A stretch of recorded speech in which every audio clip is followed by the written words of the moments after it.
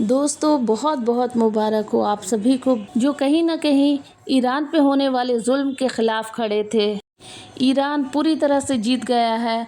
Israel और America बुरी तरह से हार गए हैं। जो ट्रम्प कल तक कह रहे थे कि ईरान को स्टोन एज में पहुंचा देंगे, आज सीज फायर होने पर डांस कर रहे हैं। आप समझ सकते हैं ट्रम्प अपने आप को निकालना चाह रहे थे इस जंग से।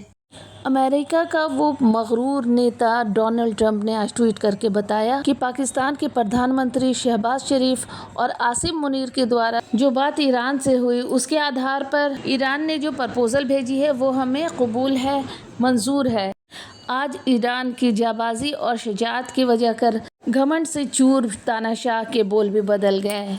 ट्रंप ये बोलने पे मजबूर हो गए कि हम अपने विनाशकारी सेना को अब ईरान में नहीं भेज रहे हैं और 2 हफ्तों के लिए बमबारी को रोक रहा हूँ, स्थगित कर रहा हूँ। अब हमारी सेना 2 हफ्तों के लिए बमबारी नहीं करेगी, इस शर्त पे कि ईरान स्टेट ऑफ हॉर्मुज खोल देगा, रास्तों को पूरी तरह से सुरक्षित रूप से खोल देगा।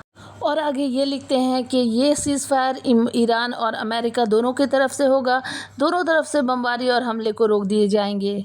ये इस वजह कर है कि हमने अपने सैन्य उद्देश्य पूरे कर लिए, अपने गोल को पूरा कर लिया है और अब हम ईरान के साथ लंबी शांति के लिए तैयार हैं। दोस्तों ये सारी दुनिया जानती है कि ईरान इनके सामने नहीं झुका और ना ही इनके डराने से डरा, इनके सामने बहुत ही हिम्मत से डटा रहा और ईरान की ताबड़तोड़ हमला की वजह कर डोनाल्ड ट्रंप पीछे हटने पर मजबूर हो गए। और आगे लिखता है कि मिडिल ईस्ट में शांति के लिए हम समझौते के काफ़ी करीब हैं। ईरान ने 10 पॉइंट वाले प्रस्ताव को हमारे पास भेजा है और मुझे यकीन है कि इन प्रस्तावों पर बातचीत की जा सकती है। हम सीज फायर के इन 2 हफ्तों के बीच इन पॉइंट्स पे काम करेंगे और इस डील को आगे बढ़ाएंगे। संयुक्त राज्य अमेरिका के राष्ट्रपति के रूप में और मध्य पूर्व के देशों की प्रतिनिधित्व करते हुए मुझे इस बात पे गर्व है कि इस लंबे समय से चलते हुए विवाद के समाधान के करीब हम पहुंच गए हैं। इस मामले पर ध्यान देने के लिए धन्यवाद प्रेसिडेंट डोनाल्ड ट्रंप।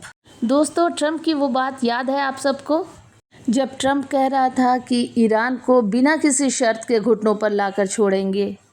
अब ट्रंप ईरान से पंगा लेने के लिए 2 बार ज़रूर सोचेंगे। दोस्तों हम सब देख सकते हैं कि अब अमेरिका है घुटनों पर, जो कल तक कह रहा था कि सारे सिविलाइजेशन को हम मिटा देंगे। सारी दुनिया में इसका विरोध हुआ। अमेरिका के अंदर पक्ष विपक्ष सब ने खुलकर ये कहा कि ये बहुत गलत बात कह रहे हैं ट्रंप। इनके सारे साथी देश ब्रिटेन, फ्रांस, जर्मनी सारे भड़क गए।